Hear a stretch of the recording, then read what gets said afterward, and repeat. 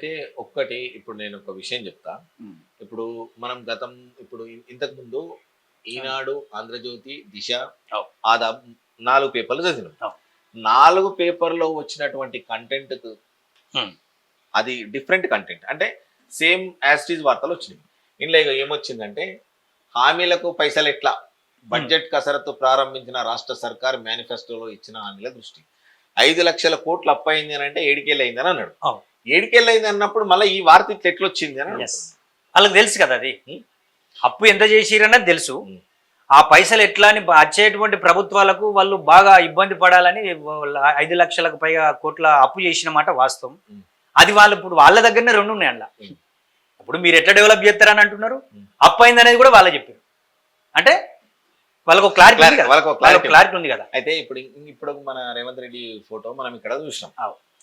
అయితే ఇప్పుడు మనకు దాదాపు ఇప్పుడు 4 పేపర్లలో చూసినాం. అవు. 4 పేపర్లలో వచ్చినటువంటి ఫోటో ఇది బ్యానర్ ఐటమ్ వచ్చింది. అవు. మా దగ్గర ఇట్లా మా అవును. జర్నలిజం కోడ్ ఉంటది. అవునవును. దీని బ్యానర్ ఐటమ్. అవును. లోపటొచ్చేసి టాబ్లెటైట్ పేజ్ అంటాం. అవు.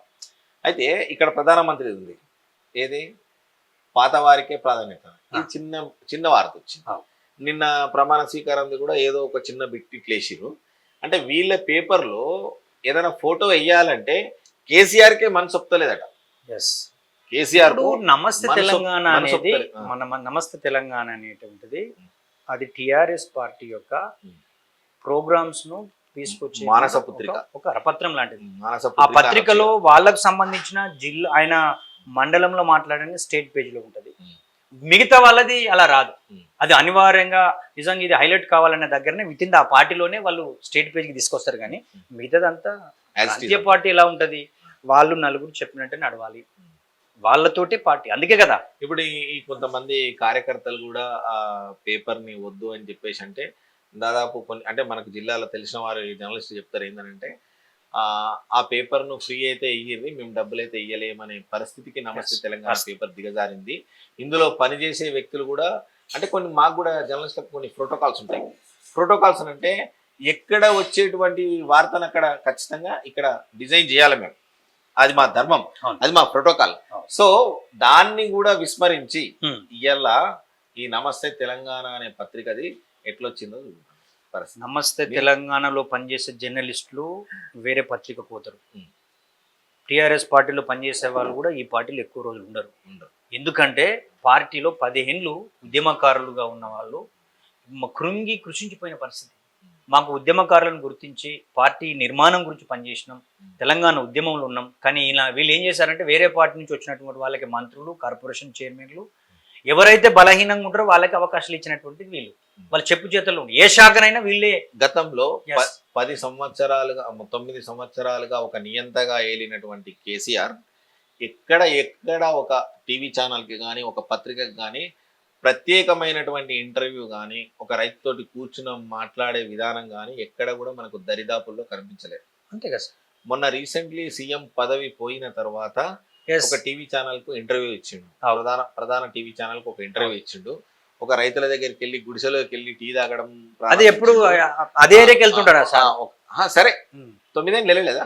వెళ్ళలే. Pragathi Bhavan to farm house, Yes. Farm house to Pragathi Bhavan వెళ్ళిండు. ఇక్కడ గత 9 సంవత్సరాలను కలపడినటువంటి ఓటలు గాని, ఆ వ్యక్తులు గాని, లేకుంటే ఛానళ్ళు గాని, పత్రికలు గాని ఈ రోజు కేసీఆర్‌కి ఇట్లా కనపడుతుంది. అన్న ప్రభుత్వం ఏర్పాటు చేసిన కొత్తలో వరంగల్లో హ్మ్. పత్రికలను ఛానళ్లను 100 గజాల బొందలో పాతి పెడతానన్నాడు. అది అది భాష అది అది అది అందరికి తెలుసు కదా. మీడియా జర్నలిస్టులకు తెలుసు, మీడియా ఛానళ్ళకు తెలుసు. నేను నిన్న ఆయన కూడా చెప్పిన ఎస్ గత 30 సంవత్సరాల నుంచి ఇప్పటి వరకు ఏ ఒక్క జర్నలిస్టుకు ఇళ్ల స్థలాలు రాలేదు. ఇచ్చిరా మీకు జర్నలిస్టులకు ఇళ్ల స్థలాలు అన్నానన్న. దొంగ, 10 ఏళ్ళు పాపం దొంగ, అల్లం నారాయణను దొంగ. జర్నలిస్టుల దానికి ఆ ప్రెసిడెంట్ గా ఉంటే కేసీఆర్ అనేటోడు ఒక మోసకారి దొంగ. కేసీఆర్ అనేటోడు. నేను ఇప్పుడు దాదాపు 22 సంవత్సరాలు నేను జర్నలిజంలో.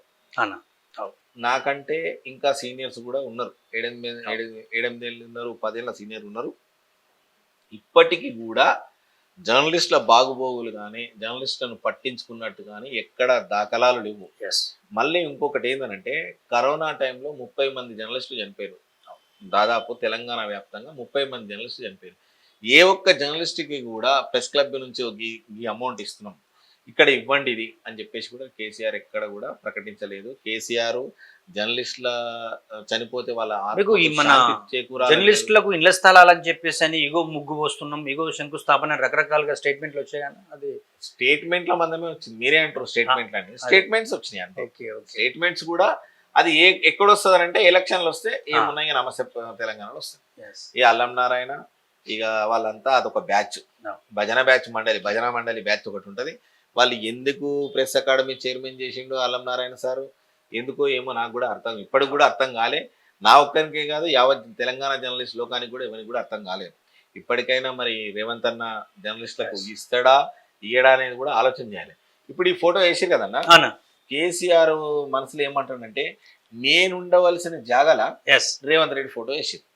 ఇప్పుడు ఈయనకు రాత్రి ఒక పెగ్గు 2 పెగ్గులు వేస్తే తప్ప నిద్ర పట్టని పరిస్థితి కేసీఆర్. ఎందుకంటే కేసీఆర్ సోమవారం రవీంద్ర భారతిలో వందే మాతరం ఫౌండేషన్ ఆధ్వర్యంలో జరిగిన 10వ తరగతిలో 10 GPA సాధించిన ప్రభుత్వ పాఠశాల విద్యార్థినికి ప్రభుత్వ పురస్కారాలు అందజేస్తున్న ముఖ్యమంత్రి కేసీఆర్ అని రావాలి. రేవంత్ రెడ్డి అని వచ్చింది, ఫోటో కూడా రేవంత్ రెడ్డి వచ్చింది. ఇది ఎట్లా జీర్ణించుకుంటాడు కేసీఆర్? ఇది ఇక వాళ్ళ పత్రిక మరి దీని వెనకాల అంటే వాళ్ళకు తెలియదు స్టేట్మెంట్. మన ఒకవేళ ఇప్పుడు పత్రికలో ఏదైనా వాళ్ళు డిసైడ్ చేసి పంపితే వీళ్ళు వేస్తారు. అయితే నిన్న చూడనట్టుంది, అది ధన్మన్ వేసేసి. ఇప్పుడు ఒకవేళ ఇదే కేసీఆర్ కనుక అందజేస్తే ఇది బ్యానర్ ఐటమ్. అదేనా ఇక పత్రిక వాళ్ళది, వాళ్ళ పత్రికలు ఏది రాయాలి, ఏది ప్రాధాన్యం, ఏది అప్రాధాన్యం, ఏది హైలైట్ చేయాలనే దగ్గర వాళ్ళే డిసిజన్ కాబట్టి అట్లే ఉంటది అది.